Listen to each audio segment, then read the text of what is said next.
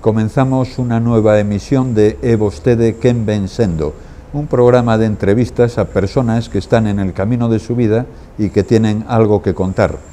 Hoy estamos en el Hotel Las Tres Luces, en Vigo, en compañía de Antonio Mínguez. E vostede quen ven sendo? Pues en la ejecutoria y trayectoria, en las preguntas que tú irás realizando, vamos con pantallazos en ese viguismo que tratáis aquí en este programa, que hay que felicitaros, no cabe la menor duda, las cosas claras y contundentes, pues siempre es bonito, ¿no?, que se acuerden de personas que en un momento determinado han estado ejerciendo esa profesión de la información y el entretenimiento en dos mundos, en el de la radio, la hermana mayor, y en la televisión. ¿Y cómo fue su infancia? Usted es de Vigo. Pues sí, de Vigo. Mi infancia fue bonita, recordando que contamos con el primer aparato de radio en 1948. Tenía yo 5 años y ya me sentía atraído por ese mundo mágico que te hace soñar, que te hace imaginar. ¿Cómo será esa persona que habla, que llega a mí? Pues será alta, de ojos azules. Eso lo piensan mucho las mujeres, porque a mí me ha sucedido cuando hice una presentación en directo, que se imaginaban a través de las ondas, pues una persona alta, una persona bonita, las voces, ¿no? Lo que he indicado, el soñar, el hacer soñar, que es la radio. Aquellos eran los tiempos de EAJ 48. EAJ 48, Radio Vigo, sí señor. Aquellos programas que eran concursos que participaba la ciudadanía, había los talleres de modistas, que cantaban al compás de las canciones de la radio, nacían grupos también que después se hicieron famosos como Lembranzas Galegas.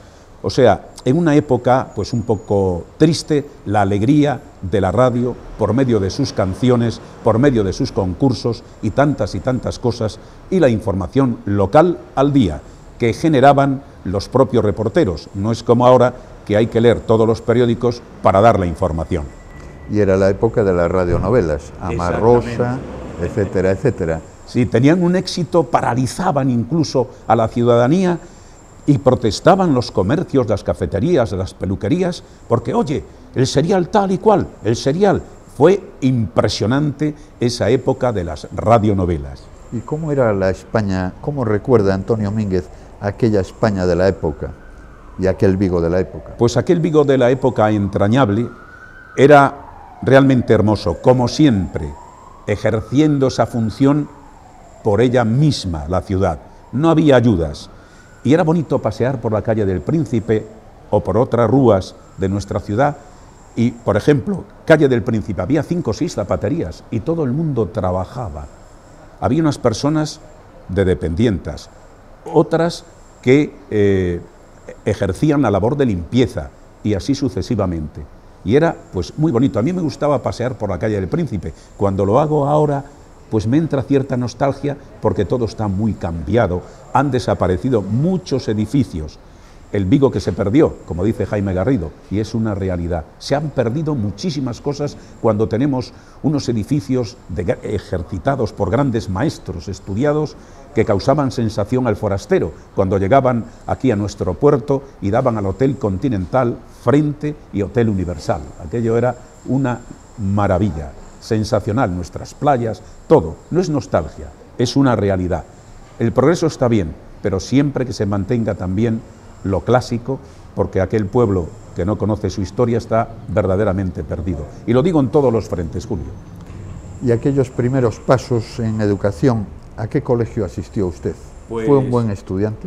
Pues regularcillo, era un poco vago, esa es la realidad, en el Colegio de los Maristas.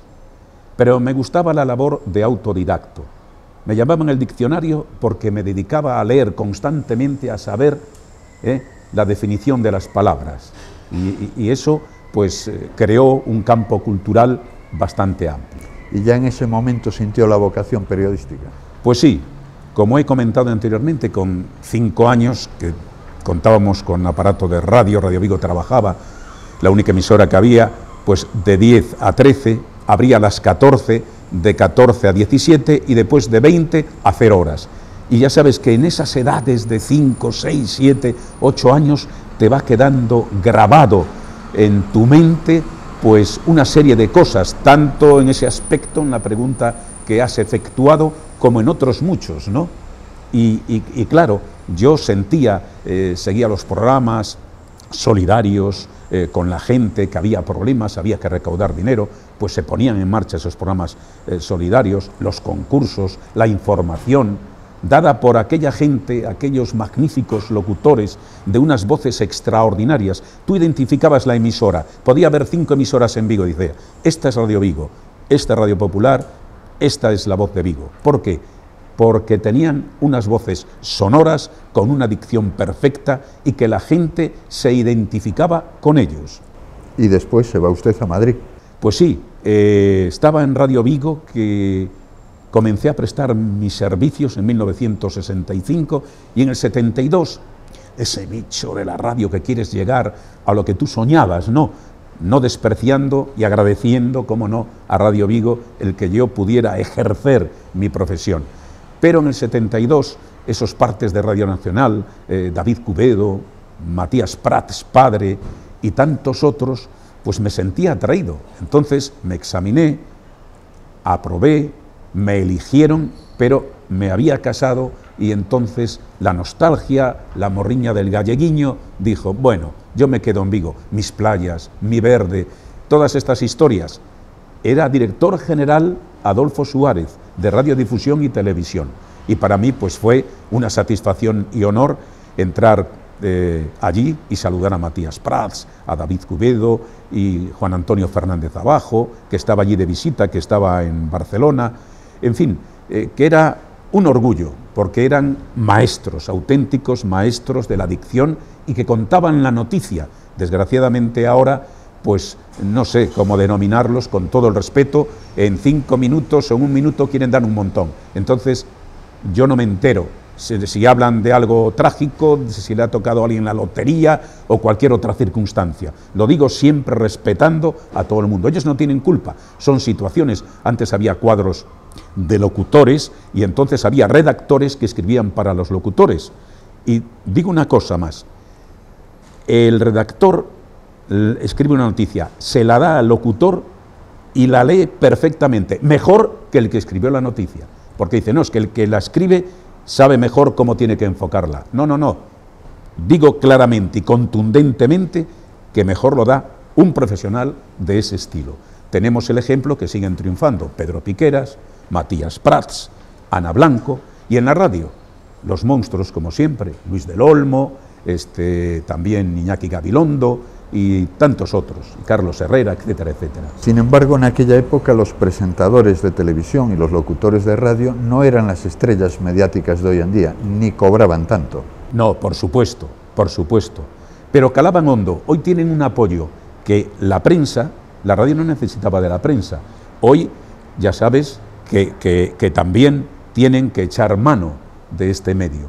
No, ellos mismos tenían sus reporteros, se generaba la noticia, era todo muy distinto, y el pueblo los entronizaba. Ahí tenías a Bobby de Glané, a José Luis Péquer, a Luisa Fernanda Martí, a los que te he citado anteriormente, en Vigo Pepe Vázquez, que era una auténtica figura con una capacidad para escribir realmente extraordinaria, con una cultura, con una sapiencia que aprendíamos todos, y además se hubiesen llevado a Madrid, como decía Matías Prats, y le hubiese pues quitado el puesto a alguno de ellos, en algunos comentarios cuando venía a presentar aquí la fiesta del deporte.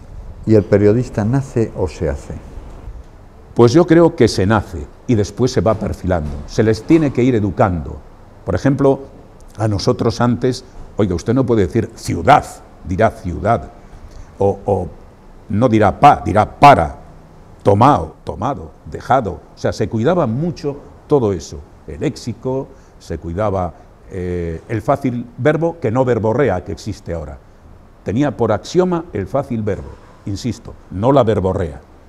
Usted, dentro de ese mundo de la radio, Antonio, tuvo un éxito arrollador con el programa Las Cuestiones de Cada Día, uno de los mejores programas, considerado uno de los mejores programas de la radio española.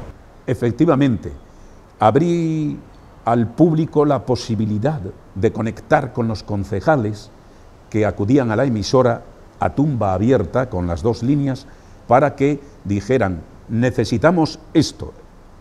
Ahora está de moda, oye, hay que acercar al pueblo no sé qué, hay que tal. No, mire usted, en el 72 llamaba y decía, mire, aquí tengo unas farolas que están apagadas, yo salgo de trabajar a las 3 o 4 de la mañana y fíjese usted, qué peligro, aunque de aquella había cierta seguridad, también hay que aclararlo.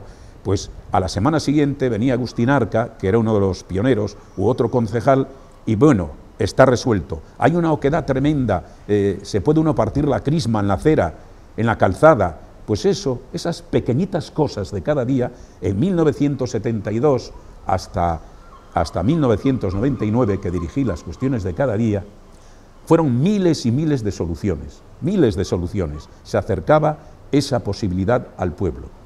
El programa efectivamente duró 22 años, dio mucho de sí, podría quizá dar mucho más de sí, y en ese intervalo de tiempo usted tuvo el privilegio de conocer a todos los regidores municipales de esos intervalos. Háblenos un poco de qué es lo que destacaría de cada uno de ellos, bueno, por favor. Es harto difícil, ¿verdad?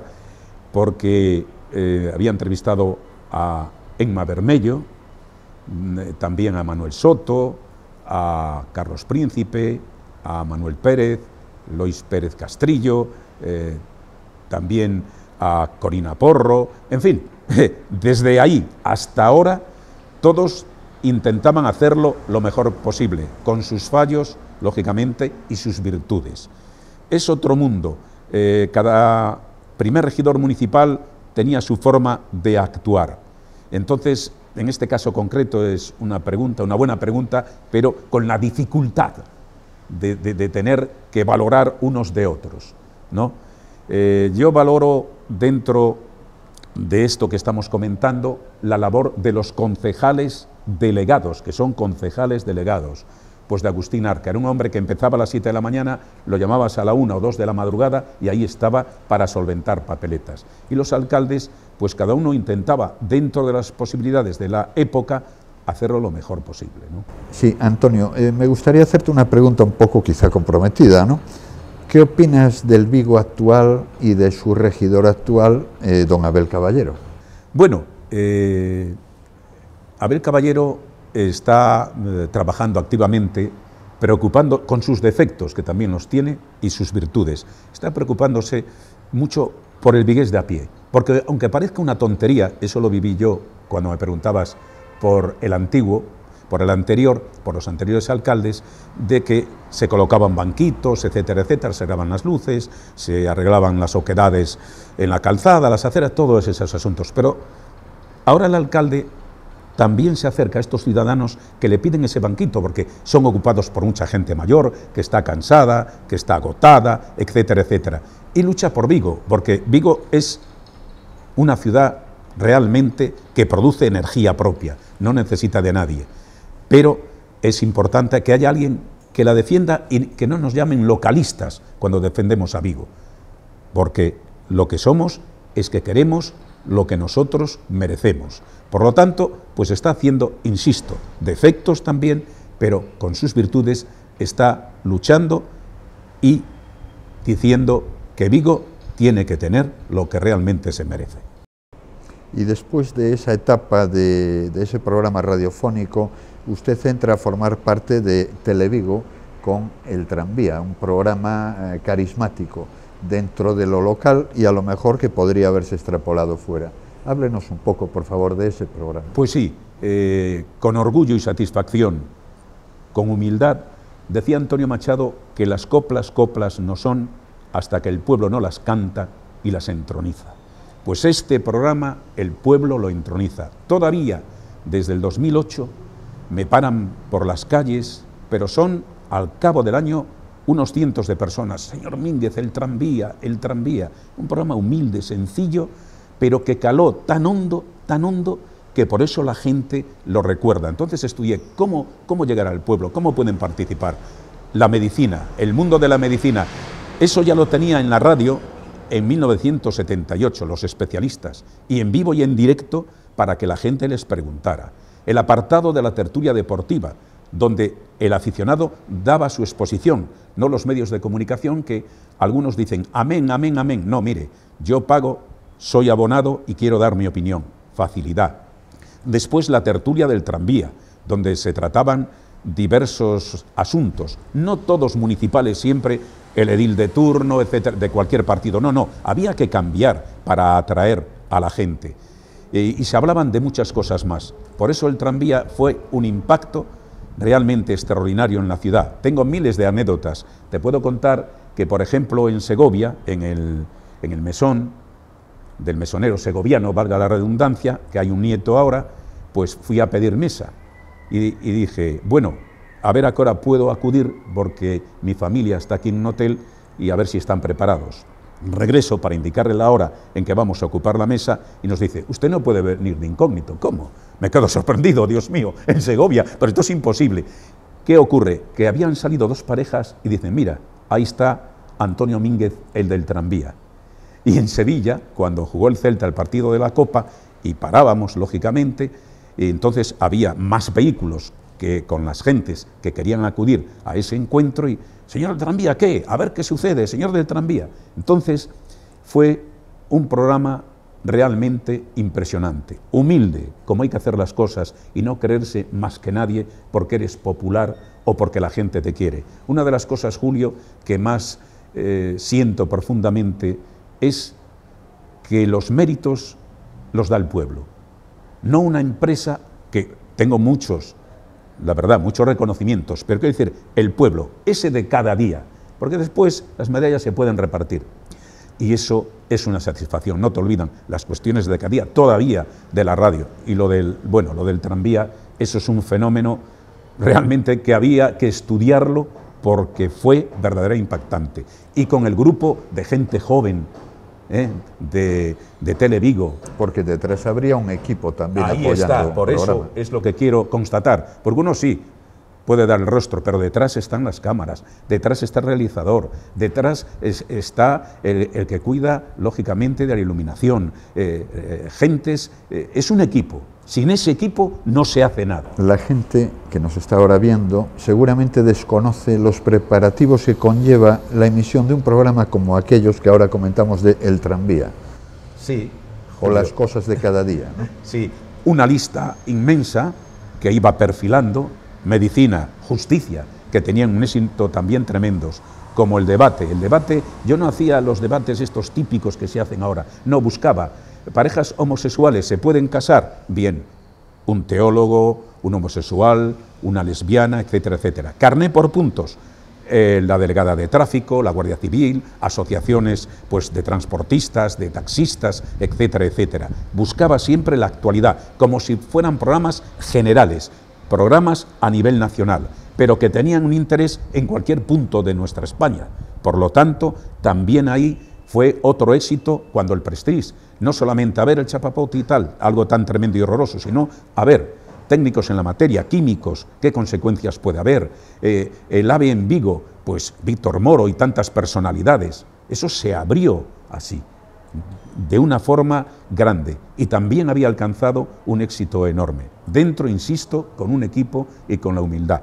Tenía listas e iba poco a poco, hoy este personaje, mañana este personaje, pasado otro. Recuerdo una anécdota también, y con humildad, y no quiero ser repetitivo en esta palabra, un latiguillo. Arturo Fernández, este gran actor, cuando le entrevisté en Televigo, pues salía por el pasillo, según me han comentado los compañeros, esta entrevista, menuda entrevista me han realizado, realmente impresionante.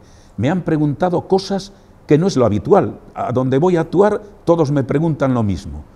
No, yo, si fue boxeador, si su padre estuvo en el exilio, aquellas primeras películas, de quién era admirador, no sé cuántas preguntas le hacía y fue comentando por el pasillo todas esas historias. Claro, esas son satisfacciones, insisto, no se malinterprete mis palabras como si yo quisiera ser aquí el sumum, no, un humilde trabajador que ha tenido la posibilidad, que otros me habrían superado, la posibilidad de tener un micrófono y después unas cámaras, estar en la radio y la televisión, simplemente eso. De acuerdo, Antonio.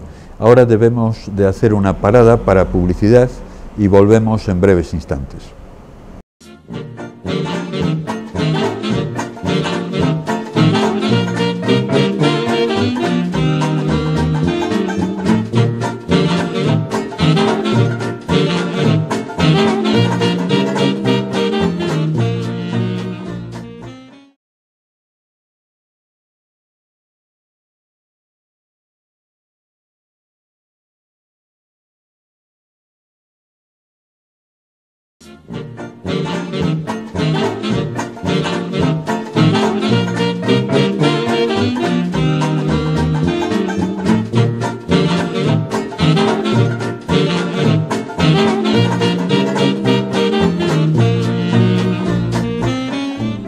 Nos encontramos hoy con Antonio Mínguez, periodista, destacado periodista. Hemos hecho una síntesis de sus inicios y ahora yo quería ahondar en un tema particularmente interesante, que es Hispanoamérica y más concretamente Argentina. Antonio, usted tiene unos programas de radio, incluso en la actualidad, con millones de oyentes en Argentina. Háblenos un poco de esos programas. ¿Cómo llegó a ellos y cómo están en la actualidad? Pues mis primeros pasos fueron conociendo a ciudadanos, siendo un chaval, que antes hacíamos un poquito de referencia, que llegaban en los barcos, atracaban en nuestro puerto, paseaban por el Castro, yo que tengo algo de romanticismo, también lo hacía, y les preguntaba de Argentina. Y cuando era niño, muy chiquitín, recuerdo que se hablaba de Eva Perón, cuando vino en 1947, aquí a visitar Vigo. Y los mayores decían, ¿cómo nos ha apoyado Argentina? Claro, eres un niño, 5, 6, 7 años, habla uno, habla otro, vas recogiendo, tienes inquietudes. Oye, se pasaba hambre, esto era tremendo, qué miseria, qué familias. ¿Quién nos ayudaba? Argentina con el trigo, con el trigo. Entonces, claro, eso no lo puedes olvidar. Le fui tomando un cariño, Julio. Y después que oía cantar tangos que me transmitían pues un mensaje. Volver, el día que me quieras, mi Buenos Aires querido, Garufa y tantos otros. Entonces fue despertando en mí ese interés. Y siendo niño decía, tengo que ir a Buenos Aires a conocer la tumba de Carlos Gardel. Tengo que conocer Argentina. Y al mismo tiempo, en esa ilusión, ¿y si algún día que me gusta tanto la radio, pudiera llegar a realizar un programa? Eso al paso de los años, ¿eh? Estoy haciendo pues unos pantallazos desde ese primer tiempo. Antonio, ¿pero tiene algún origen familiar vinculado con Argentina? Pues no, nadie en absoluto. Ni tampoco inmigrantes en la familia. Tampoco. Es ese sentimiento que nació desde la ayuda de Argentina a España y al mismo tiempo el cariño también por el tango, por esa figura universal que es, sigue siéndolo, Carlos Gardel, al menos espiritualmente. Y en esos programas de radio habla a la comunidad gallega en Argentina y le contará, supongo, la actualidad que estamos viviendo aquí. ¿Qué recepción tienen, qué acogida tienen esos programas? Pues cuando hemos comenzado con Sin Distancias, fue realmente extraordinario, porque era Radio Vigo cabecera a través de toda la cadena SER.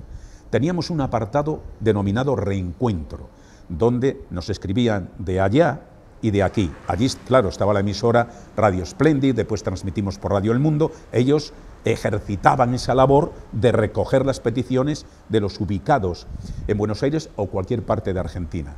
Y nosotros de aquí. Era un apartado muy bonito, muy emocionante, muy sentimental.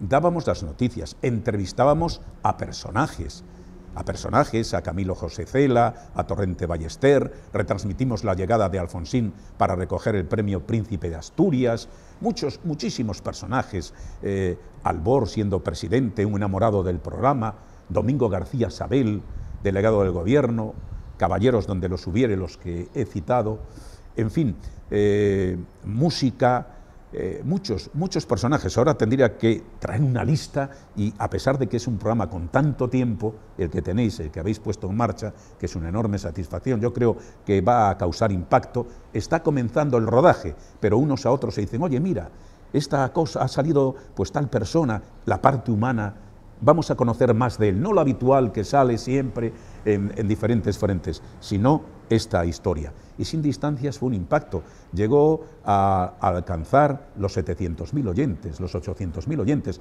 porque no solamente eran los gallegos. Caputo, que era ministro de Asuntos Exteriores, cuando Alfonsín estaba veraneando en Mar del Plata, no, en el otro lugar de Argentina, donde veranea todo el mundo y todas estas cosas. Mar del Plata, en efecto, sí. Estaba pensando en Punta del Este porque también estuve, y también allí en Uruguay se sigue.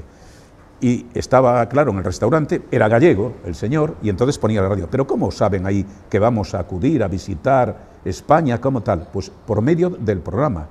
Se le informó también a muchos personajes que iban a visitar nuestra tierra.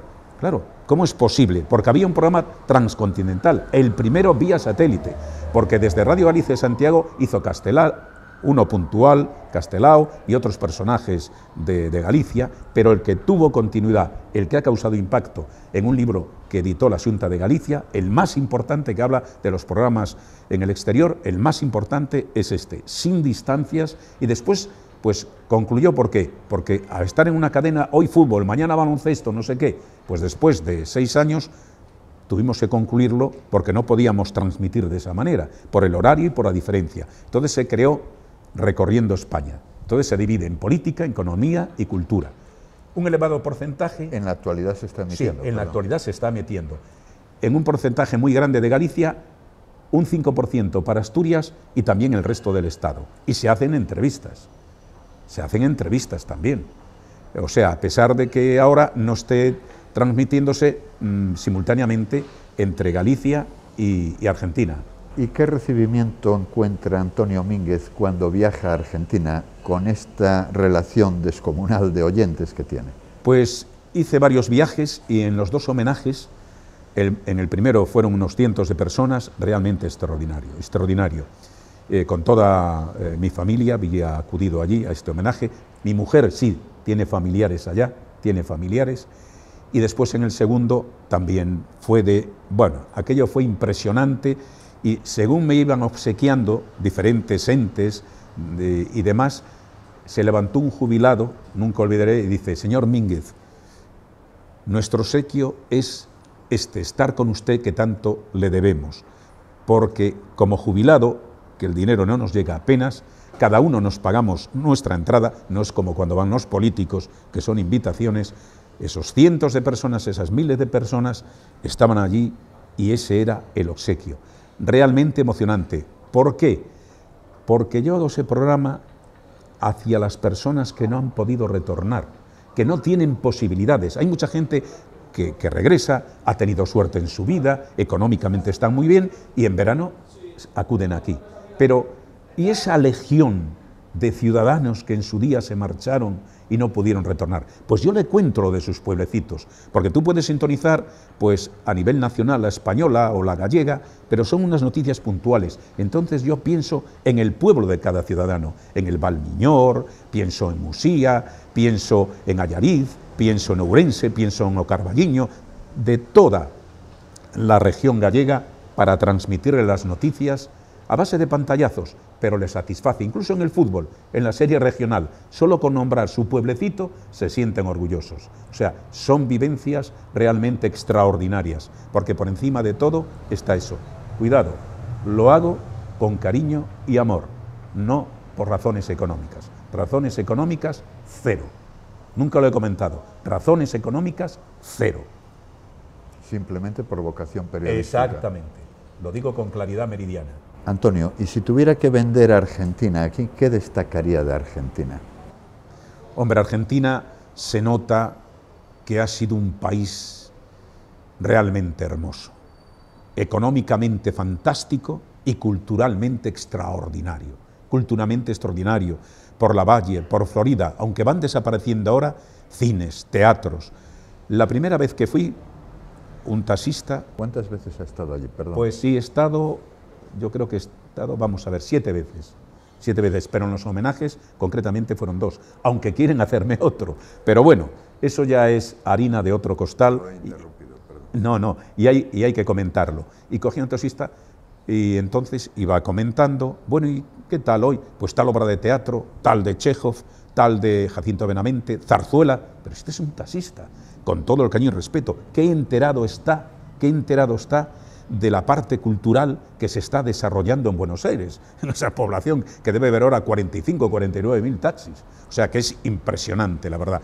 Sales de Vigo, llegas a Madrid y dices tú, caramba, pero sales de Madrid, te metes en Buenos Aires y dices, cocho, qué pequeñito me parece Madrid. Pero una cultura, el saber hablar, están enterados de todo, como aquí el BOE, allí se edita continuamente y saben qué pasos tienen que dar.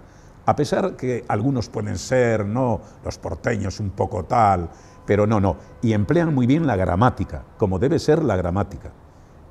Eso lo defienden, nosotros la hemos estropeado un poco, pero ellos cultivan esa sapiencia de los conocimientos que hemos dejado los españoles, aunque en otras partes, desgraciadamente, pues todavía recuerdan si nosotros fuimos unos invasores, si les hemos explotado, que si tal y cual, pero hemos dejado cultura, hemos dejado mucha cultura, una lengua, unos conocimientos, una arquitectura, unas catedrales, en fin, muchísimas cosas, porque hoy día si decimos, y dicen, aquellos salvajes, oiga, mire usted, ¿y ahora en las guerras?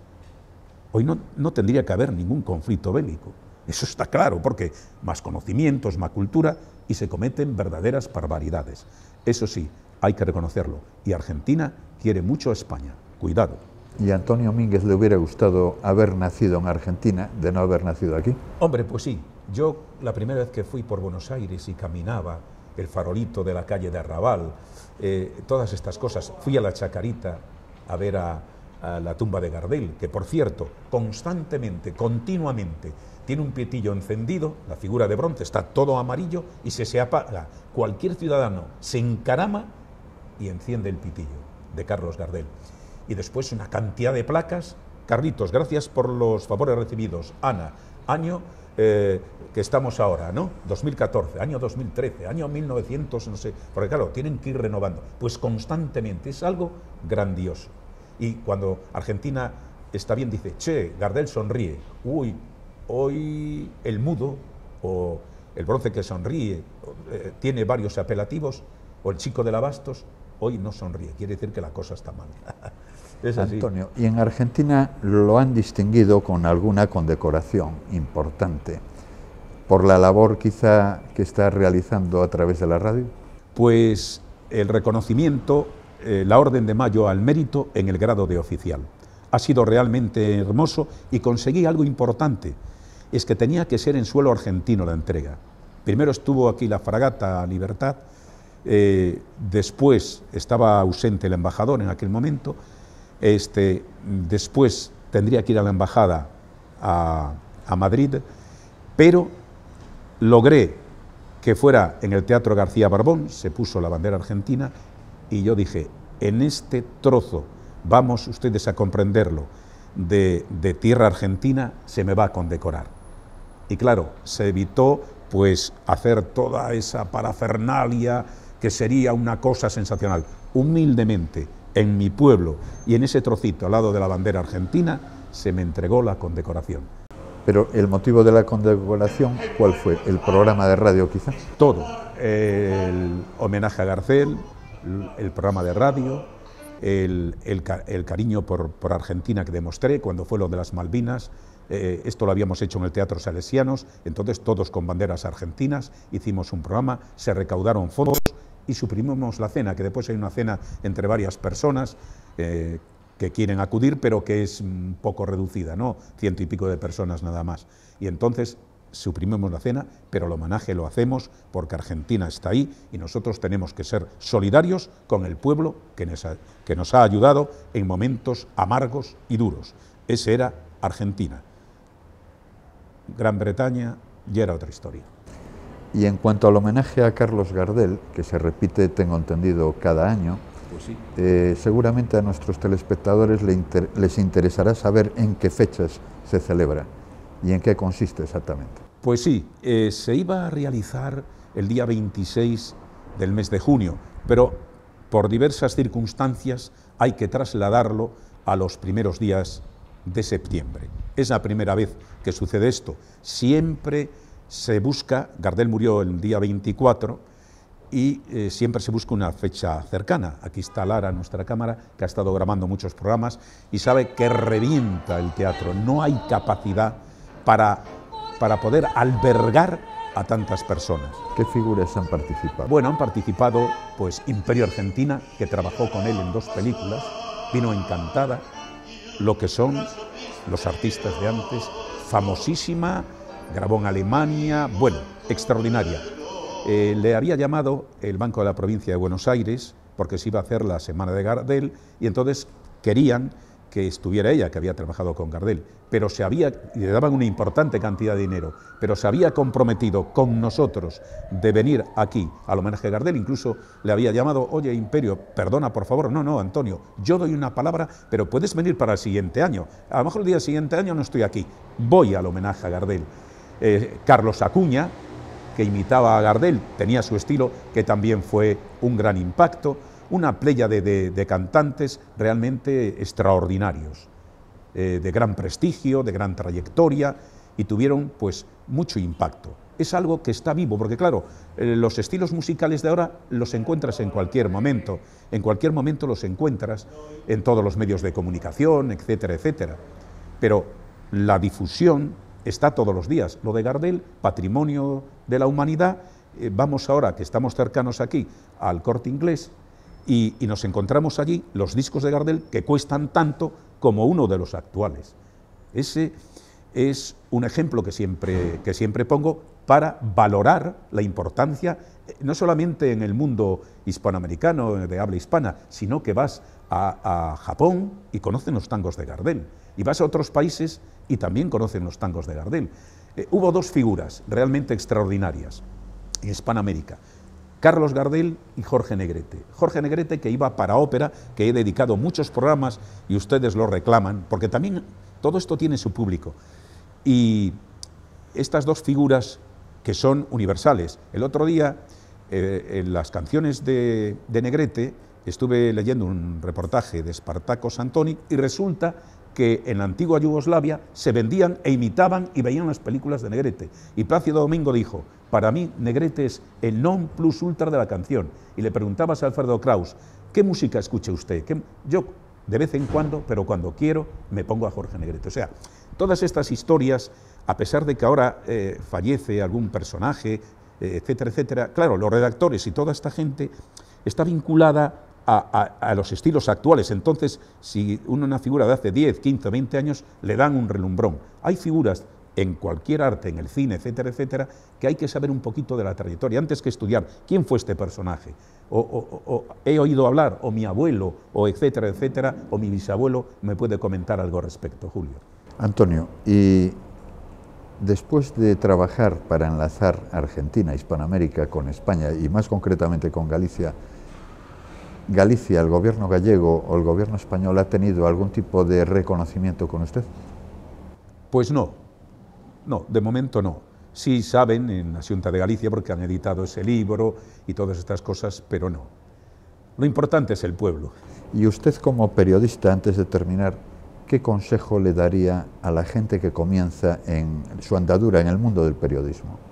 Pues que la cosa está muy fastidiada, muy complicada, no hay puestos de trabajo, que es muy bonito sintonizar el televisor y comprobar pues que están dando las noticias: ay, yo puedo llegar ahí, yo puedo alcanzar eso. En efecto, esa es una ilusión que nunca debe romperse. Todos queremos ser jugadores del Real Madrid o Barcelona, pero no podemos serlo.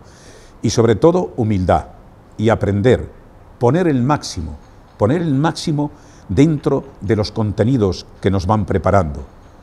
Y al mismo tiempo, si es posible, cuidar la dicción, contar la noticia. Claro que llegas al medio y a lo mejor te obligan a que tiene que ser así en pocos segundos, porque el lenguaje de la televisión, que sintonizo algunas emisoras, y ustedes también, como tú, Julio, apuran muchísimo. La televisión tiene otro lenguaje. Yo recuerdo a Joaquín Prat que me decía, Antonio, el lenguaje de la televisión es completamente distinto al de la radio, y yo me he adaptado como otros personajes a la televisión, a este medio. Y ese consejo también lo he seguido yo. No veía mucha televisión, entonces antes de entrar me tuve que papar programas y programas, porque los informativos y las noticias. Y eso sí, a los jóvenes periodistas, humildad, ir adelante, compañerismo, a pesar de que estamos en un mundo de auténticos lobos. Yo piso a este o sálvese quien pueda. No, no, ese compañerismo que hemos vivido en tantas épocas, tan bonito y hermoso. Entre todos lo podemos lograr. Agradecemos la presencia de Antonio Mínguez en nuestro programa y los esperamos en una nueva edición de E vostede quen ven sendo.